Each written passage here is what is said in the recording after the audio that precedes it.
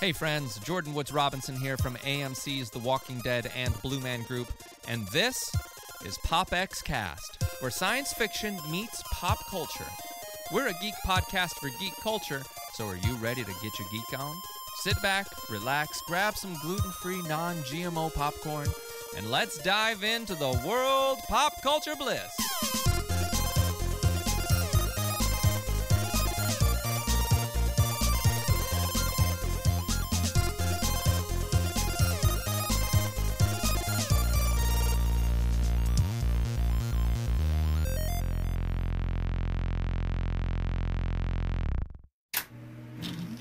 I'm Stargate Pioneer from the official GonnaGeek.com podcast, a proud member of the Gonna Geek Network, just like the one you're listening to now. The opinions expressed are those of each individual. Check out all the other podcasts at GonnaGeekNetwork.com and get ready because geekiness begins in 3, 2, 1. You are listening to PopXcast, where science fiction meets pop culture. Captain's log supplemental. PopXcast.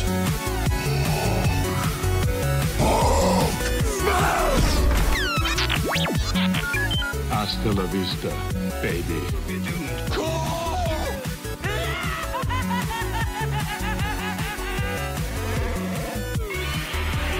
By the power of Grayskull, Autobots, transform.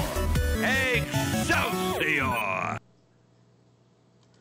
And welcome everyone. This is PopXcast, where science fiction meets pop culture. I'm your host, Joseph Burke. What is up, Team PopX? Look at this. Hello. We've got the whole team together. I missed you guys. My God, I'm so excited. I'm so bloody excited. I'm so excited. I just can't hide it, baby. Oh Yeah. my God, baby. Yes, you and Why don't we revert to Austin Powers? You. There's the show concept. There it is. Oh my God, what's happening right now? I don't know, but it's pretty funny. But anyway, so how have you guys been? It's been like 3 weeks since I've seen your faces. It's been awesome, dude. It's been way too long, Joe. I've missed you guys. I've missed you too, man. I missed you too. It's been crazy. It's been a crazy couple of weeks here. And I'm just so glad that we all can get together. We all have. Austin started a new job, and I've been working. I got a job too, and I've been working Monday through Friday myself and doing some things. So it is good that we all have time to talk about nerdy things, right? Nerdy things are good things. Nerdy things are great things. So we want to say hello to all of our listeners right now joining live. We have several people hanging out with us over in the PopX chat room, including Mr. Luke and Darth Baca, who are hanging out with us as well. guys. So, yeah. I know they're there. Shh, I know they're there. So let's get this thing kicked off the right way. All right. I am Joseph Burke, Central Florida's seasoned comic book nerd and retro enthusiast. We like to welcome everyone joining us live at the PopX.live chat room. Now come hang out with us and join the conversation at PopXcast.com. Yes, sir. And I am Austin Burke, the Appalachian Geek at Heart. If you guys missed episode 72, where I gushed about Black Panther, go check out our official website at PopXcast.com for this and other great past shows. Sorry, I'm doing my travel dance. Ooh, Oh, yeah. We got to do the travel dance. Okay. still making money, baby. That's it, baby. And I am Lindsay Badger, your favorite geeky okie. Be sure to head over to Google Play or iTunes after tonight's show and click that subscribe button. Catch up on some amazing shows from the PopX archive. And while you're there, we'd appreciate it if you would give us some super geeky love by leaving us a 5-star rating and maybe say something nice in the review. That'd be Nice cool. things. I like nice Nice things. things. Nice Yes. things are good. And if you're feeling really, really fortunate, you can give us 6 glowing stars. Oh, Just saying. Infinity Stones. I mean, You can give us come some, on. yeah, give us 6 Infinity Stones. Can iTunes, Just give us 5 and then throw in an extra one in the review. does iTunes do that? Does iTunes give you Infinity Stones? They should. They should. I think we should write and see if iTunes can we can subscribe to Infinity Stones for $4.99 a month. You're like we're wanting drugs or something. Joe's a little bit obsessed with the stones, you guys. Give me all your stones right now. I'll text my next door neighbor and be, hey boy, you got some Infinity Stones. This is very precious. All All right, guys. All right, so don't go anywhere. We got PopX news coming at you right now, so stay tuned. Extra, read all about it. This is PopX News, coming to you live right here on PopXcast.com. Oh, man, Mike has the best animations. I swear, we love you to death, Mike. I love the Muppets. I miss them. He knows how to make me smile. He knows how to pick those ones that just like, really? I love you, man. You're awesome. All right, guys. So, well, there is a big movie coming out, and I don't know if you've heard. What's it about, Joe? It's called Three Leprechauns. No. There it is. That's it. No, it's Avengers Infinity War. May still be a little bit over a month away release, but so far the film has a thumbs up from Josh Brolin, who plays Mr. Thanos. Now, Brolin couldn't say much about the film, obviously, but he's only seen just a portion of it. So, so far he's liked what he saw. Now, he said, in quote, "I've seen 30 minutes of Infinity War and thought it was amazing," Brolin said. Now, while Thanos is known as the biggest bad in Marvel Universe, Brolin explained in a previous interview that the villain also has a little bit of a heart. Quote, unquote, he goes on to say, "Yeah, I don't think he does." So, that's a little bit of catch-22. So, but for his children, and he's talking about, Gamora and just that whole circle, Nebula and Gamora. But he says, when you see the relationship with Gamora and you see all that involves, he's like, God, I wish I could tell you, but I can't. Brolin also revealed that Avengers Infinity War will delve into Thanos' early years. Now, this is something I was hoping would happen. That's because cool. We're actually going to be talking a little bit about that tonight, a little bit of origin story, because Thanos was actually bred from out of gods. Cool. He is the combination of two gods, and so interesting. So I hope we get to see that on the big screen, his birth, his origin story, if you will. Yeah, that's insane. And it's been a while since we've had a show. So funny story for you guys. I was planning on going to see Joe on the opening weekend of Avengers. This is true. And then about 3 days later, Marvel just comes out and says, "Hey, we're pushing it to April 27th. Oh, After I buy my tickets. So now I'm seeing Avengers again in IMAX in Orlando on May 4th. But you know what? Even if it's not opening weekend, I'm still excited to see you, Joe. But we get the movie a week earlier. That's pretty cool, right? It is cool. At least we'll have something to talk about. But at the same time, it's going to be really cool to see the film with you as well. So it doesn't happen that movies get pushed ahead often. I've Usually never when I purchase a plane ticket. It's never happened. It's never happened in the history of Marvel, from what I know. I was going to say, I feel like it's a rarity that anything is coming out earlier than planned. I'm telling you, it's so bizarre. It's so strange that happens to be on the same day that Austin Burke purchased his Southwest Airline or whatever ticket.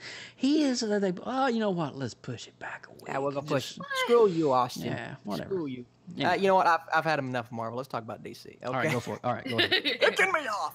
DC has released a teaser trailer for Action Comics number 1000. The hugely anticipated anniversary issue will kick off Marvel superstar, Brian Michael Bendis' run as the primary architect of DC's Superman mythology. The trailer features no new artwork, but rather focuses on a number of images from throughout Action Comics' 80-year history. This is cool. Near the end, there is a rapid-fire countdown beginning with the Oz Effect and concluding with Action Comics number 1000, featuring the issue's main cover by DC co-publisher Jim Lee.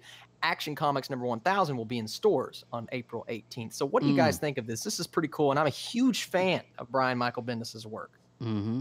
And I think this is going to be such a monumental issue, too, because you think about it, I don't think any other comic book has reached the 1,000 milestone yet, other than Superman. So Action Comics goes back to 1930, 39, 37, something like that. And it's, dude, that's unreal. That's highly impressive for anything to continue for that long of a run and still have a need from the public even at this point. Yeah. It's still going to continue. You think about it, Lindsay. Think about 12 issues a year. Yeah. That's a lot of content, people. That's a lot of artwork. That's a lot of comic books, dude. I ain't lying. You guys want to catch up? Books. You think we can get it done in a weekend? You think we can binge? No, we can't binge. Let's binge it. Just binge, Do you binge think they read. have comics on audio that I can I don't know. That's weird. No, you don't do that. Don't do that. Can we do the audio MP3 version, please? Can I have the audio then? I'm not finishing when I'm 60. 1,000. That's not right at all. It'll take me 30 years to get it up. All right. So Lindsay right, Badger, you got some more news for us. We're gonna somber the tone down just a little bit. Oh, okay. You guys heard about Stephen Hawking We passing did. away. The Cambridge University physicist and best-selling author who roamed the cosmos from the wheelchair, pondering the nature of gravity and the origin of the universe, and becoming an emblem of human determination and curiosity, died early Wednesday at his home in Cambridge, England. He was 76 years old. That's not that old, you guys. No, it's not. really not. It's really not. A university spokesman confirmed the death, and it said that not since Albert Einstein has a scientist so captured the public imagination and endeared himself to tens of millions of people around the world. This is really, really sad. I know. I saw lots and lots of things in my newsfeed yesterday about him, lots of quotes, and just really, really enlightening. And I guess I know of him, but I didn't know the details of his life. And I just kind of reading this kind of intrigued me to kind of dive in a little bit deeper. And it's just an amazing human being. I think honestly though, it's really cool to be able to experience a modern day Albert Einstein in the modern world. And you know, I think every generation has that individual who is just exceeds and just, you know, thinks outside of the box in ways that the normal human mind can't. And I think that's where definitely Mr. Stephen Hawking excelled. And his voice was even used in the Pink Floyd song, You Talking. Yeah. And it's so cool how his voice was used in the adaptations of a Pink Floyd song. And even he made cameos. His voice box actually was used in the Simpsons episodes. And so, you know, identifying with pop culture and also beyond that. Hey, Michael Murray, what's up, dude? Welcome to the show.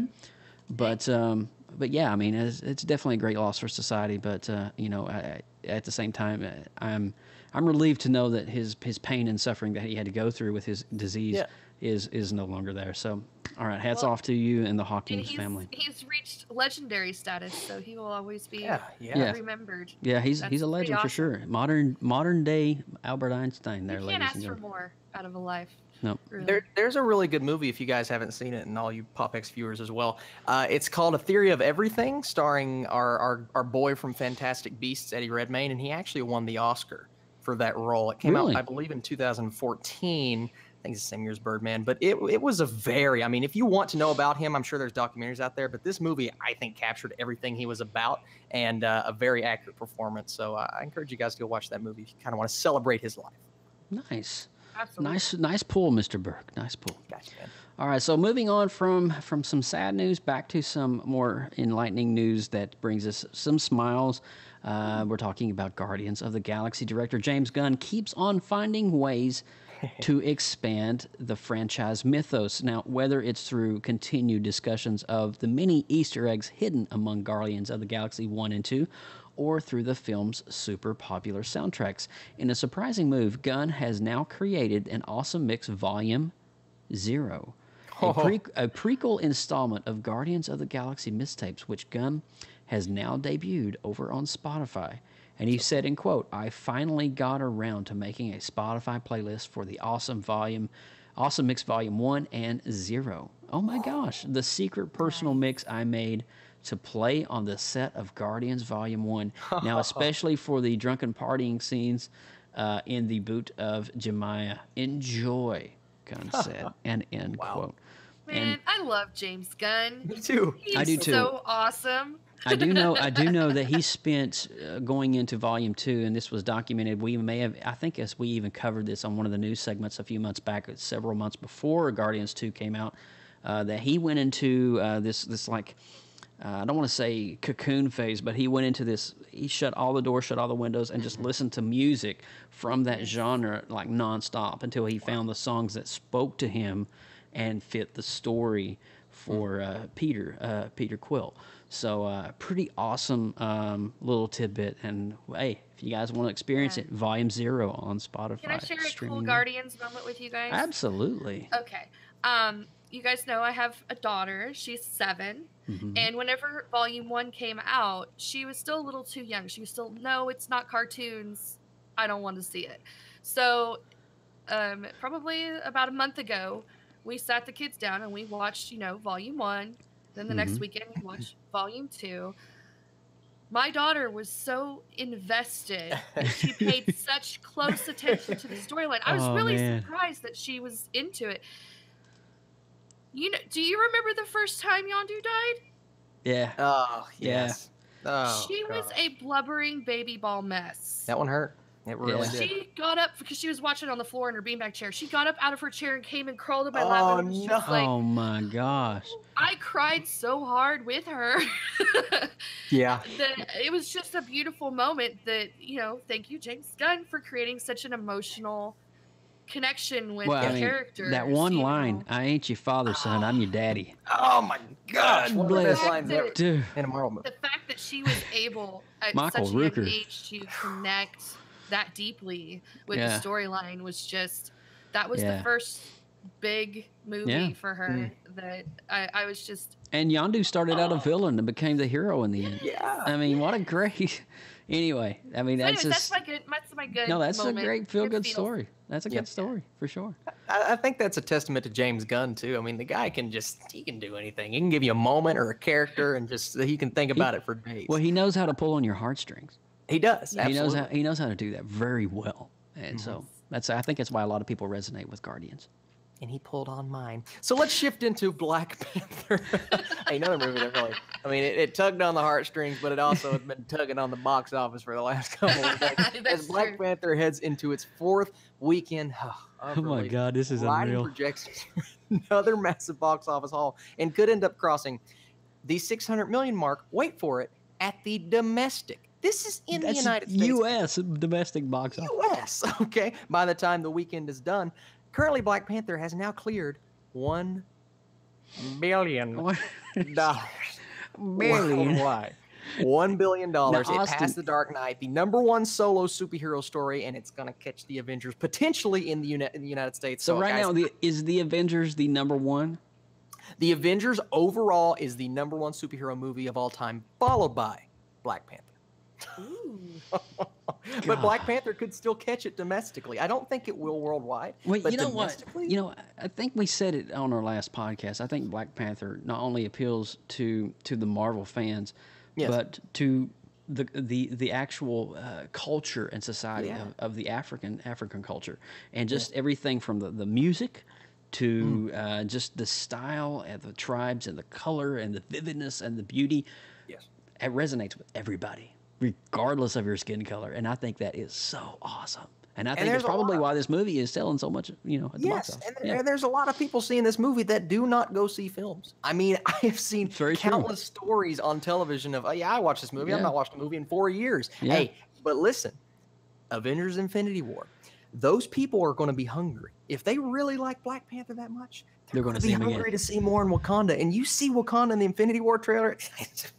Wakanda is a huge part of from what I gather from seeing all the trailers, a lot of this takes place in Wakanda. Actually, there is a tidbit, that came out, and which magazine was it? I believe it was E! Entertainment. Correct me if I'm wrong. So apparently, one minor nugget, so minor spoilers, but it's not a big deal. Vision is being hidden in Wakanda by the Avengers, so Thanos can't find him. That would make sense. It's kind of a rumor, but they kind of came out and said it in the magazine. This is the MacGuffin. He's after Vision. So what a plot point. I mean, what do you guys think of that? I think that's interesting. It sounds like to me he needs. Well, we've seen in the trailer that he does find Vision. Yeah. We've seen that part because there's the scene there where he's literally taking the stone out of Vision's skull, pretty much. And so I think it's going to come down to, I think a lot of things too, people are like, oh, there's going to be, the climactic battle. I think Avengers Infinity War is going to be a setup to Infinity Gauntlet. Now, I hear there's a lot of rumors going on around, the name of the fourth Avengers film, and there's actually been some prototype toys that was released with the name Avengers Infinity Gauntlet attached to it. So they're already starting to use that word. So you may hear that word a lot more. But going back to it, I think the basis of Infinity Gauntlet is going to be Infinity War, is going to be Thanos finding all 6 of the stones, and it's going to come down to the Soul Stone. It's going to come down to the last one, and that's where it's going to probably pick up on the second movie, and that's why it's going to be called the Gauntlet, because at that point the Gauntlet will be fully assembled. So it makes a lot of sense if you think about it. My heart. And it's cool to use this as a visual reference. I love that. I'm like, so he's petting it. So, stones. the Soul Stone, and we've got the Space Stone, and we've got the Time Stone right here, and Power Stone's right in the middle. And this is the Tesseract Stone. Hey, it's a nice little tie into our topic tonight. It is, isn't that great? Old phonics works for me. All right, moving on here. Moving on with the news, guys. We get so carried away on this. It looks like Hawkins, Indiana is getting some visitors in Stranger Things for the 3rd season of its hit Netflix series, and is looking to cast 3 new characters. Mayor Larry Klein, described as a classic 80s style slick politician. Now, Klein is described as a pathetic and driven only by his own interests. The studio is also looking for a male 40s to 60s to fill in the role. His name is going to be called Bruce. A morally compromised new reporter in his 50s, Bruce was described as an outwardly sexist, overweight, and bedraggled individual. Now, the third one is Patricia Brown. Patricia seems to be filling the role of a sweet neighborhood elder. The studio is looking for a woman in her 70s for the role, which will see her spending a lot of time tending to her garden and offering her advice to the neighborhood kids. Now, the Duffers are expected to begin production on the 3rd season of Stranger Things later this year, and it is expected to return to Netflix in later 2018 or sometime early 2019. So, yeah, Stranger Things, Volume 3, Season 3. It's not a lot. Like, look at this. She's literally holding 11. Like, I love visuals. Visuals are good. Yeah, I just randomly have toys just at an arm's reach. Well, I mean, it's not a lot of information, but if you guys look at the roles, you see the word reporter, and as you guys know from season 2, this information got out to the public. Yeah, so how's that going to be handled? Like, where does the storyline fall in there? I think that's very interesting. Yeah, Demogorgons in the real world. I mean, it is. It's a crazy thing, but now it's a real thing. So that's where we're going to leave that. But well, I think that's the end of the news for this week, right, guys? It is. Yes, it is. Well, I don't want. Part of me wants to roll the spoiler alert warning, but I guess I'm not going to because we've not really seen a movie. But all right, so here's we're going to get in now to the origin story of the Infinity Gauntlet, and we've broken this down into several parts for you, and hopefully this is going to help you and kind of fuel that desire going into the theater, because a lot of people are like, okay, so what is the Gauntlet? How was it formed? Who is Thanos? Where did he come from? What is his drive? What is his obsession? And why is he wanting to wreck everybody? What's the deal? And so, of course, we've seen bits and fragments of this leading all the way up through the past 10 years. Now, mind you, this is the 10-year anniversary of MCU. Jeez. And I know, right? We go back all the way to Iron Man 2008, and I remember watching that in a theater. And I'm just like, wow, Tony Stark on the big screen. This is crazy. And then he takes his glasses off, Iron Man. But 10 years. And so it's all the in-scene credits, all the strive for the gems and the stones or whatever you want to call them. They're all the same thing, basically. Throughout all the movies, from every superhero in the franchise, from the Tesseract to the Ether to Doctor Strange's pendant. They all are part of a bigger story leading up to Thanos. And so tonight, what we're going to do is we're going to give you some educational background. And it's going to be a lot of back and forth and a little bit of conversation, but we've arranged it in a way that's going to be kind of entertaining and fun for you. And so I want to talk a little bit about it. And so before we dive in, head first to Infinity War, we first need to kind of understand the artifact in which the entire war is started over in the first place. And that, of course, is the Infinity Gauntlet. Now, I am, of course, talking about this amazing glove, what we've seen now in probably, 2 or 3 little cameos in the in-scene credits now, all the way back to actually Thor Ragnarok when Hela knocks it over and it's a fake. So we're going to talk about that. Now, Thanos was actually created by a individual known as Jim Starlin. Now, in all places, in a psychology class. Look at that. There's Mr. Starlin. And inspired on the ideas of a repressed anger and obsession, Starlin doodled images of Thanos and Drax in his notebook. So he created the two together at the same time. Now, as we see Drax today in the MCU, they're kind of different paths. Yeah. But when he created them, they were originally twins or kind of coinciding with each other. Now, early in his career, he was asked to fill in on Iron Man number 55. And Iron Man number 55 is probably one of the most pivotal comic books in the Marvel Cinematic Universe because it introduces the Blood Brothers, it introduces Thanos, and it also introduces, if I'm not mistaken, Magus for the first time. So we get to hear, this comic book literally introduced all 3 elements in one comic book in one story. And so we get all 3 of these at one pop in, like, I would say 1964 or something like that. And so talking about that, he was asked, not confident that anything would have actually take or have a crack at it in the mainstream comic world. Starlin tried to stuff the book with as many ideas as possible. We kind of understood that, including Thanos. And many have missed Thanos as a carbon copy of Mr. Jack Kirby. We've kind of talked about that a little bit. Like, well, Thanos is just a carbon copy of Darkseid. He's got, well, maybe he was inspired by Darkseid. But Starlin freely admitted that's where he drew his inspiration from. Now, Starlin, like any sane human, is a devout Kirby worshiper. I mean, if you have any love and affinity for comic books, you love Mr. Jack Kirby, myself included. And so, but he originally patterned Thanos after another new god, Metron. Now, upon seeing Starlin's sketches, editor-in-chief Roy Thomas took a shining to the encouraged Starlin and to beef him up and make him more of a Darkseid type clone, but even more than that. Now, what started out as a lift from Kirby soon became something totally unique.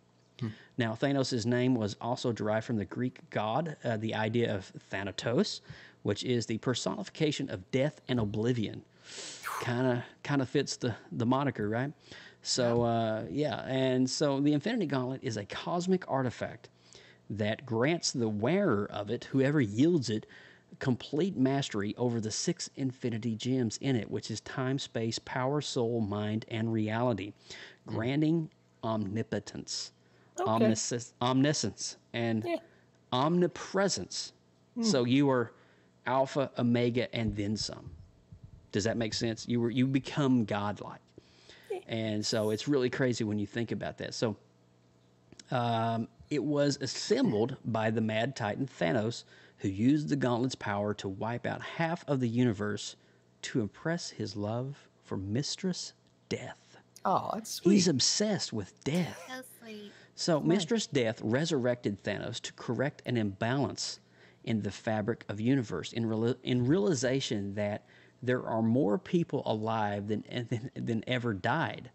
Think about that. That's an interesting concept. So she brought him back from the dead. Now we're going to talk about his how he was born and how he was conceived, and you'll understand why she had to bring him back from the dead. But so she brought him back from the dead and gave him the gauntlet, and with the agreement that to do something about all the living in the present that day. So Thanos spent time in the Infinity Well. Now this is where he actually was able to go in and just practice with the stones. It's just if you think about Doctor Strange, how they were able to go into that one void area surrounded by glass and practice their craft without affecting the reality world, that's kind of what the Infinity Well was. And so the supposed source of all universal knowledge. And in his research, he discovered the true nature of the Infinity Gems. And so he then sought out the gems from the unwary owners, the in-betweeners, the elders of the universe. And he assembled the 6 Infinity Stones on his own golden glove, creating what has become and known as the Infinity Gauntlet. Oh, isn't it beautiful? It is beautiful. Goodness Such a hopeless romance. The problem with this whole story is Thanos is out looking for stones, and the truth of the matter is, I got them all right here. Oh, yeah. So they're all so pretty, but I got his stones, and he can't do anything about it. So what you're saying is he's coming to Orlando for you in the movie. Is that what I think he is. I think he's coming here. Yep. Joe, I think you should take a vacation to Wakanda. Yeah, you might want to go hide out, bro. That's all I'm Go saying. book those tickets real quick. Get out of there, son. Get out of there. No, don't. I'm coming. Okay. All right. But so I'm gonna take over here, and I want to talk about Thanos' heyday, right? So he was like Jordan. He spent time practicing with the gems and got really good at it. You know what I mean? Spent time on the basketball court. That was my joke. He kept his promise to Mistress Death by eliminating 50% of the universe's population. It's a typical weekend for me. All of the Earth's mightiest superheroes that remained went after Thanos to stop him. They needed someone who knew Thanos like no one else does, better than Thanos himself. So here's where we get into Adam Warlock. So he stepped in to help Earth and its heroes. Thanos lost the gauntlet to Nebula, and she subsequently lost it to Warlock. He took the gauntlet and became a god. Okay. In order to make himself a noble god, he subsequently expelled all good and evil from his body, creating the Magus and the Goddess. Okay. Shortly afterwards, he gained the power of the Gauntlet. The Living Tribunal, so you've heard this before. Oh, yeah, from Doctor Strange. On this show, appeared and forced Warlock to give up his power, and Eternity declared that the gems could never be used together again. Stop. You just said, what? Eternity. What did Peter Quill say when his father touched his forehead? Oh, and his eyes were glowing. His eyes were glowing with the universe.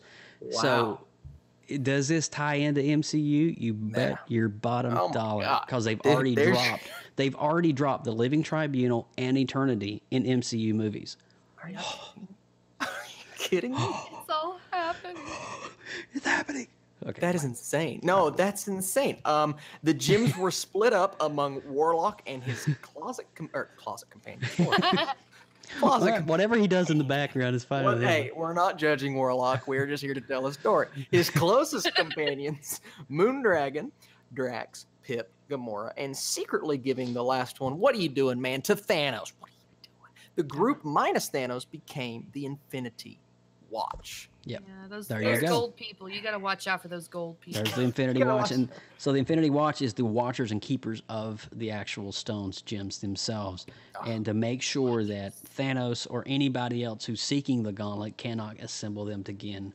So they're split throughout all the realms of the universe. So, interesting. Now, Austin, give us a little backstory about Thanos, man. Well, if you want to hear some backstory, I got a lot. Okay, so on Saturn's moon of Titan lived a colony of Eternals, and Thanos was born as one of the last sons of the original colonists, Mentor and Swisan. However, he was born misshapen and monstrous, like me, in comparison to the other Eternals. Something wrong with you, man. Sorry. Particularly his handsome and carefree brother, Star Fox. That's cool. And Thanos grew into a melancholy, brooding individual, consumed with the concept of death. So more than any of his people, Thanos sought out personal power and increased strength, endowing himself with cybernetic implants until he became more powerful than any of his brethren. So we hear the word cybernetic implants. You look at Nebula in Guardians 2, got some genes cybernetic from her implants. You gotta watch out for those brooders. You never know. You do, absolutely. Absolutely. And I mean, I think that's interesting because he does it to himself, and then you see him later on do it to his daughter. Yeah. That's just a great story, and not a great story, but it's just an interesting story all around. So he becomes more powerful. It's scary, honestly, because Thanos at this point is turning into what we know as Thanos that we're going to see in the movie, hopefully. So at some point, he was exiled from his community. Although the accounts differ as to its cause, some say it was because he committed a crime by being the first to create a weapon.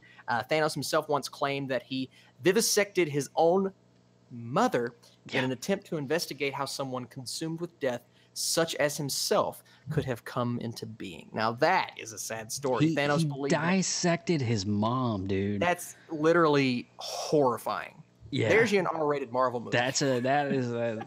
So I have nightmares now. Ooh. This guy's a bad mamma jamma. That's what we're trying to give you that picture here. Now go ahead, Austin. Continue on. Yeah, it's straight up horror. So Thanos believes that death had rejected him after his failure with the Cosmic Cube, and so he began searching the universe for the powerful soul gems, one of which was used by Adam Warlock. So Thanos had also learned of the threat of Magus, a future version of Adam Warlock who would threaten Thanos' own plans. Thanos was determined to make sure that the future of Magus would never occur. Using time travel, he created his own perfect pawn for his future struggle, the deadliest woman in the universe. He rescued Gamora as an infant and trained her to be his personal assassin. So which we see that in Guardians. Yep. That is so cool how that ties in together. So he also joined forces with Adam Warlock to oppose the Magus, who was using his world-conquering universal Church of Truth to create a fanatical empire. So then Thanos rejected death and later regarded himself as the god of death. So this is where we see everything kind of tying into Thanos he's the god of death, which is horrifying. Wow. Jeez. And he was obsessed with death, and he ended up controlling the balance of basically everything. So what we're seeing here is Thanos is turning into the Thanos that we know, but before this point, even I didn't know very much about his backstory. Joe, what are your thoughts? Well, I think before Lindsay comes in and actually starts giving us some information about Infinity War, let's stop here and talk for just a quick moment about everything that's leading up to this point. Thanos, he was basically come from elders on the moon of Titan, and they are Eternals. They're celestial beings. They're along the lines of Peter Quill's father, who is a celestial.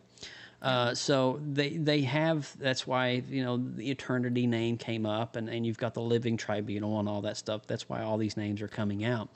And Thanos becomes so empowered with the obsession of death that he can overcome death himself, and in many ways he does.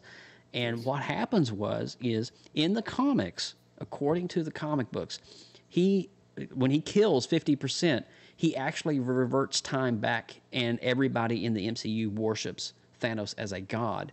And that's when you get the sub-Marvel genre. And that's when everybody's kind of wearing like a uniform-looking red and black colors and stuff like that, and it becomes more of a darker MCU. All the characters are still trying to do their own thing, but they all have different motives, living different lives, and it becomes this total flip side. I can't remember the Earth. They call it like Earth 313 or some kind of crazy 618 or something like. I can't remember. I should know it. I don't know it, but I'm curious to see if the time jump and the killing and the half of the entire universe population. I'm curious to see if the time jump and that will make its debut into the movie. I don't know. So basically, Thanos started out on like a love quest. For got death. himself way For death. into, and he kind of got obsessed with what he was doing. It's pretty much. Forget the relationship. I'm taking the puppy over. If you wield the gauntlet with all the gems intact, you are omnipresent, omnipotent. You can be anywhere at any time, and you know everything that's going on at any moment, and it doesn't matter.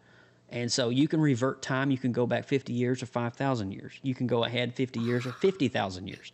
And so you just think about, how can somebody... do you see how Thanos is so much different than Darkseid? Yes. Yeah, there's a lot more to it. How do you stop it? Well, Adam Warlock is the only one that can stop it. And that's why Adam Warlock has to come on the scene. Adam Warlock is the only one that can stop Thanos. Wow. because Adam Warlock is actually Magus from the future, and Adam Warlock, when he yields it, becomes even greater than Help us, Adam Warlock. You're our only hope. Pretty much, yeah. All right, Lindsay Badger is going to give us a little info about Infinity War. Ready to dive into the war? Yeah, let's do this. War. All right. During the Infinity War, the Magus traveled across dimensions and collected 5 cosmic cubes. He planned to make a machine that would help him acquire the Infinity Gauntlet that would be free from the Living Tribunal's decree that the gems would no longer work in unison. The Magus forced Eternity into a coma-like state and created warped doppelgangers of every hero on Earth, including the clone of Thanos, to work as his right-hand man. So that solidifies what I just said. He made doppelgangers of everybody to serve him. Spidey versus Spidey. Yes. Get it. Earth's mightiest heroes were forced to team up with Thanos and Galactus to stop Magus. Warlock took back all the gems and tried to use the gauntlet with little success. They realized that the ruling from Eternity was still in effect. Galactus traveled to speak with Eternity and the Living Tribunal to have the ruling on the use of the gauntlet reversed. However, Eternity was the only entity that could reverse the decree. Excuse me. But he was still in a coma. Galactus set out about restoring him with the help of Gamora. Meanwhile, Magus kidnapped Warlock, stealing the Infinity Gauntlet, and held them prisoner in his citadel. Eternity was brought out of his coma long enough to reverse his ruling, and the Gauntlet became functional once more. So Eternity had a spell cast over the Gauntlet itself to limit its power, and so Thanos had to go back to Eternity to lift the ban on the power.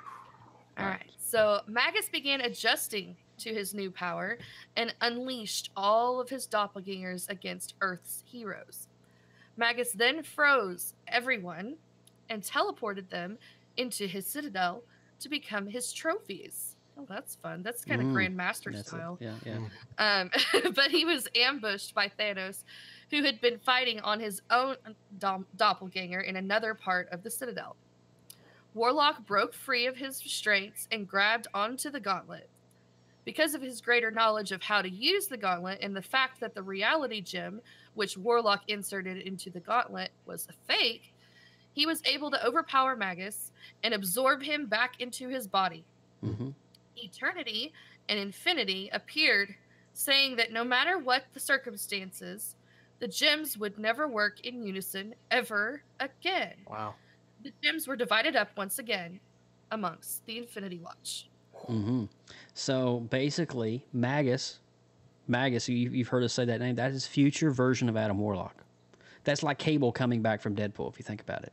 All right, so if Magus is in the future, Magus comes back and they're fighting, and Magus is trying to get the gauntlet for power.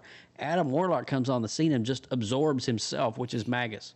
He absorbs himself and gets rid of him altogether. Jeez. So now we're going to talk about took care of that. Illuminati. Let's talk about Illuminati. Now, this is where the Fantastic Four comes in. All right, so Reed Richards calls the group together and reveals to them that he has been gathering the Infinity Gems with the Gauntlet, and 3 of the gems already are in his possession.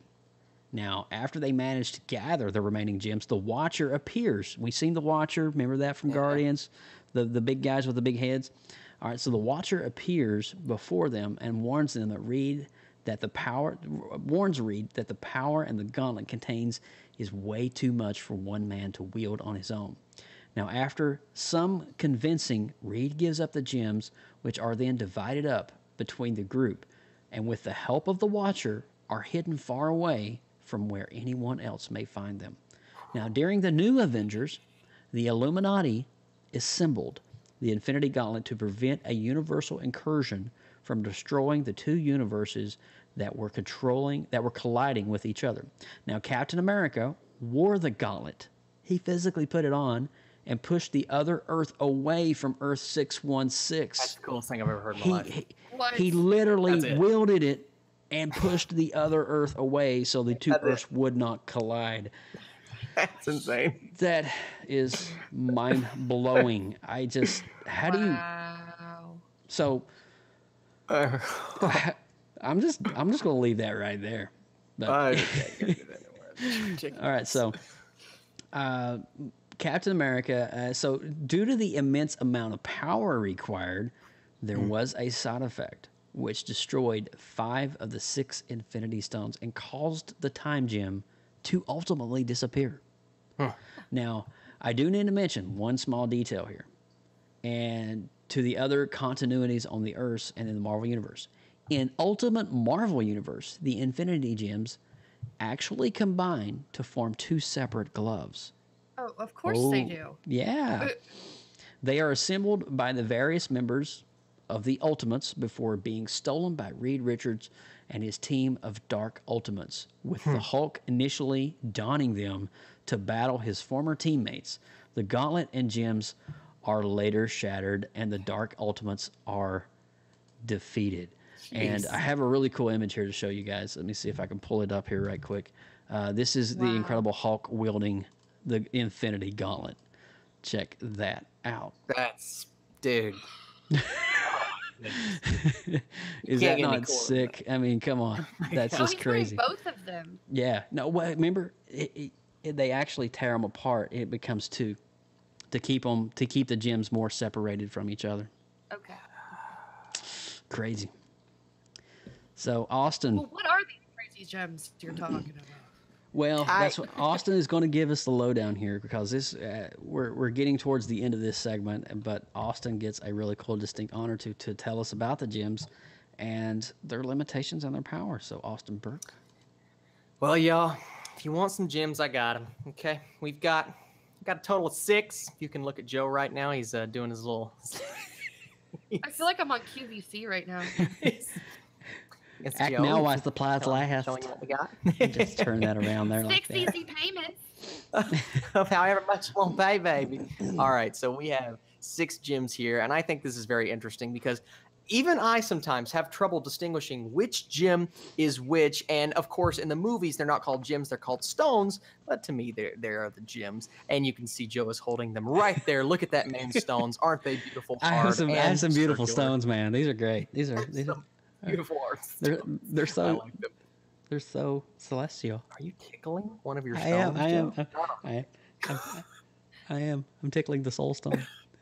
Ain't even right. Yeah. Well, today I want to start with my personal favorite one, the one that I was most interested in. This is the Time Gem. So the Time Gem, as you can see right there, total control over all aspects of time, including time travel, stopping time, slowing down, or speed up flow. Green. That's Doctor the one Strange. Of Doctor time. Accelerating or slowing down / aging. So like Joe said, I mean, this is the one that we saw in Doctor Strange. And personally, I think this is the one that is his stones just lit up. I think this is the one that's the most interesting because this, Joe and Lindsay, do you guys not agree with me? I think this one's going to majorly play into Infinity War. Well, yeah, absolutely. Time is gonna, yeah, the time jump is going to be crazy, man. Especially if we start seeing some deaths that Marvel potentially wants to do. We have a question in the chat. Is there toys inside the stones like Kinder eggs? Are there? Oh, man. Oh, no. Have you tried to crack one open? Has Joe ever even... No. No, it's speaking to me. Hold on a minute. It's whispering. The ether is whispering sweet nothings in my ear. Hold on. Oh. Well, that's He's so powerful. Go ahead. No, you're fine. Okay. So yeah, like I said, the Time Gem is awesome. So now we're moving on to the Space Gem or the Space Stone. This is the one that we saw in Thor, Captain America, and the Avengers, otherwise known to us as the Tesseract. This is limitless manipulation of space, allowing for teleportation, dimensional manipulation, and creation of wormholes. Of course, we see this in the Avengers when Loki shows up from his little portal and he's like, boom! Yeah, that's all I got. Okay, so next up is helpful. Exactly what he said too. The next one is the Soul Gem. So the Soul Gem, the Soul Gem is the one that we haven't seen yet in the Marvel Cinematic that's Universe. this one right here, Adam Warlock. This is the key. This is the one that's going to play majorly when it comes to how is Thanos going to get that 6th stone. This is limitless manipulation of souls, both alive and dead. Also, it has shown to be able to evolve or devolve beings, a being's physical self, as well as their mental capacities. So how is this going to factor into these films? My unreal, absolute dude. goodness. Yeah. It's OP. Godlike power. So next up is the reality gem. So the reality gem, is the one that we saw in Thor: The Dark World. That is the Aether. It's currently, well, not currently, but it was located in, I believe, the Collector's Museum. I don't know if he still has it. I can't really remember, but that's the last time we saw it. I think it's still there. Yeah. So somehow Thanos has to get that, and that is the gem that locally or universally alters the natural laws of the universe to the wielder's will. So this one is powerful as well, and combined with the others, you can see how that's going to cause a lot of trouble. Yes. Next up, we have the power gem. So this controls all of the power in the universe. It can be used to augment or inhabit any force. And of course, the power stone, power gem, is the one that we saw in Guardians of the Galaxy. The one that took the entire Guardians of the Galaxy to touch just to make sure that they didn't blow up. And they were lucky that they didn't, because Star-Lord ended up being not completely human. And finally, we have the Mind Gem. So we all know what this one is. This was the one that was in Loki's staff. It's the Mind Stone. We saw this in the Avengers, Winter Soldier, Age of Ultron, and Civil War. It was the Chitauri Scepter. And this one taps the user into the universal consciousness, allowing for unlimited manipulations of psionic powers, including telepathy and telekinesis. So we see Loki do this in the movies. He's manipulating people, and he turns Hawkeye into a bag of mush. Now we are talking about some limitations. You think these things are all powerful, but there is always a catch. So the Infinity Gauntlet only works in the universe that it's from. This is why Darkseid, pictured below, could do nothing with it if he was to touch it. So if Marvel ever crossed over with DC, this thing would be useless if it was in DC's universe. And since the end of Infinity War, Eternity states that, let it be known, the power that the Living Tribunal represents will never again allow the gems to work in unison, no matter what the crisis. This is stating that the gems will never be able to work together again. Are we going to see something like this at the end of this Avengers phase? I kind of hope so, honestly, because I mean that would be a great way to wrap it up and to wrap up that legacy of the MCU. Yes, absolutely. It'd be a great way, I believe, to transition, like you said, Joe, into something new, because we don't want to keep using the same thing over and over again. So I really hope that's how it wraps. There's a reason why I said pictured below, because I didn't really actually have time to pull a picture of Darkseid, but there is a picture of Darkseid wielding something, and I don't want to give it away, but and so I've never seen Lindsay's going to spoil that for us here in a minute, but I'll let you finish up. Wow. But guys, basically you have the most powerful thing in the universe, which is the Infinity Gauntlet, if it holds all 6 stones. And I believe this is going to be the ultimate decision on whether or not we're going to continue to see our heroes, because, and honestly, I think this might be a show topic at some point, Joe. I was thinking about it a little earlier. Yeah. Who are we going to see die in Avengers Infinity War? Predictions. I mean, That's it. Avengers Infinity War predictions. That would be an I'm awesome going to show. predict about 50% of the universe. Yeah. And that's the thing. Like, there are so many characters in this movie. No one knows the future. And I think that's the most brilliant thing about this movie coming up. So I'm excited about it, and I know you guys are. And it's going to be epic. Lindsay Badger, you get the beautiful honor of telling us about the gauntlet. Ordered your brand new set of Infinity Stones in your 6 easy payments. Might as well throw the gauntlet in your cart as well. Yeah. I mean, you need something to hold it, like a cup holder. That's the display. I mean, really. Okay. But really, the Infinity Gauntlet itself has no power. Just the stones do, obviously. It's merely a device to contain all the gems in one location. Anyone with the knowledge of the whereabouts of the gems can obtain the gauntlet. But it takes much more than holding the gauntlet to wield its power. Like the gems themselves, it takes much knowledge and discipline to accurately use the near infinite power of the gauntlet to become a god. Ultimately, the power of the Infinity Gauntlet is not meant for mortals. Mere mortals can't hold this glove. No. Mere mortals. No. As they are not meant to be gods. It's evident in conversations between Thanos and Adam Warlock. Both have achieved and lost their godhood. Mm-hmm. Both had voluntarily given up their power, realizing it was not theirs to have. After giving up their power, the knowledge and the godliness they had slowly melted away, being a haunting reminder of the immense power and responsibility that they once had. Now, this is kind of an interesting list that we have here of the people that have actually wielded the Infinity Gauntlet. And some of them we've mentioned already, but some of them we haven't yet, so I think it's kind of a neat list. Thanos, obviously. We mentioned earlier Nebula. Adam Warlock. Magus. Spidey, Mr. Yes. Spider-Man himself. Mr. Fantastic. Professor X. Iron Man. Oh. We mentioned earlier Captain America. Doctor Doom. Black Panther. Wow, that one's a cool one. That is a cool one. And Darkseid. Yes, the supervillain from the DC Comics. Look at that. There it is. During the 90s Marvel versus DC crossover, he wielded the gauntlet, but later discarded it because it had no use to him. That's not even right. Because he wasn't in it. I mean... the DC universe. Right. The gauntlet only works in the universe, right? That it comes from. I actually have this set of comics, the DC Marvel crossover from the early '90s, and it's just a one panel, one frame shot. And Darkseid finds the gauntlet, and he puts it on. Is like, what is this rubbish? I'm throwing it away. It does nothing.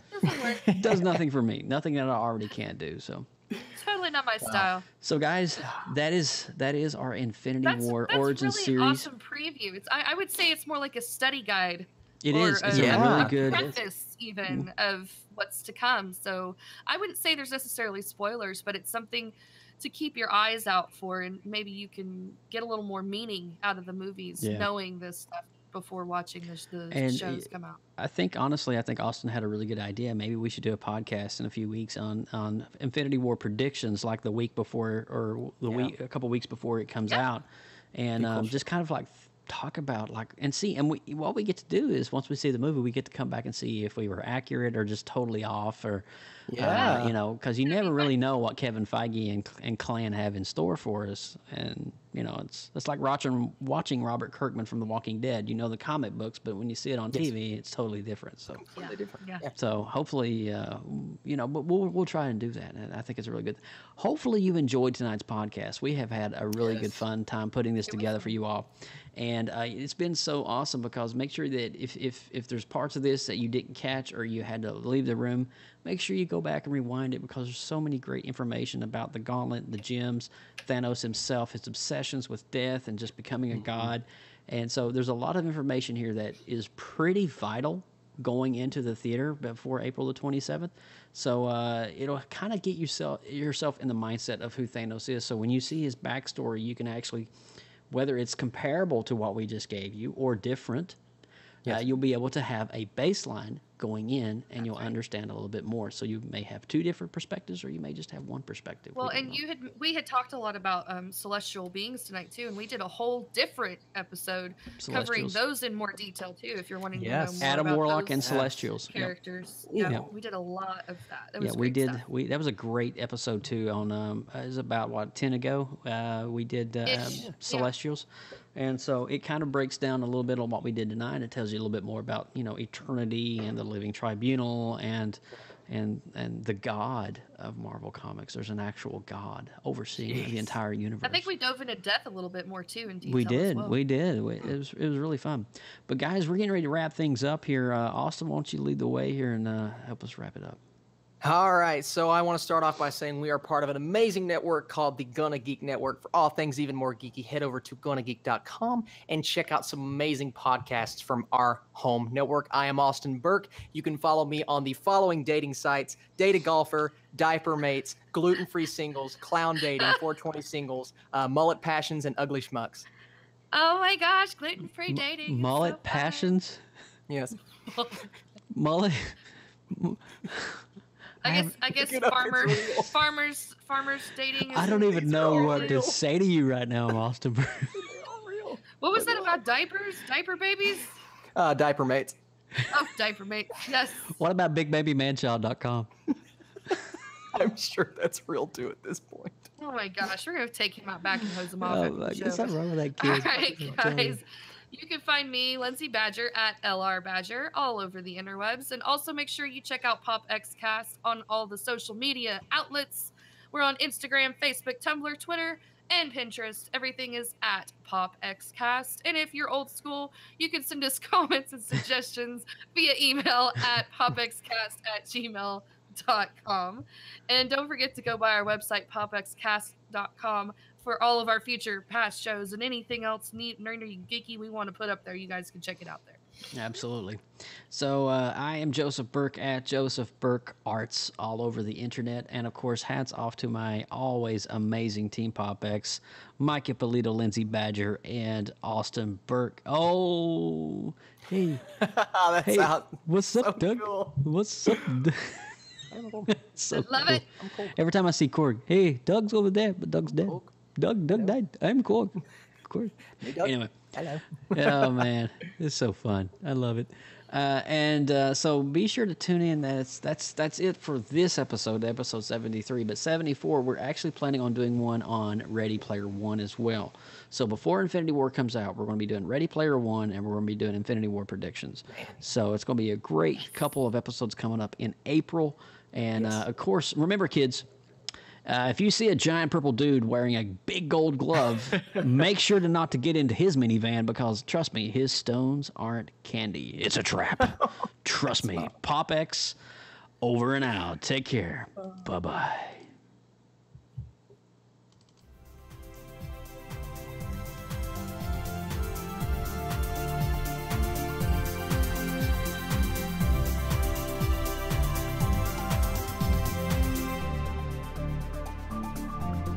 From everyone at PopXcast, thanks for listening. Be sure to give us a 5-star rating on iTunes and subscribe for more great content. Drop us an email, popxcast@gmail.com. Follow us on Twitter, Instagram, Facebook and YouTube, all at PopXcast. Get your geek on.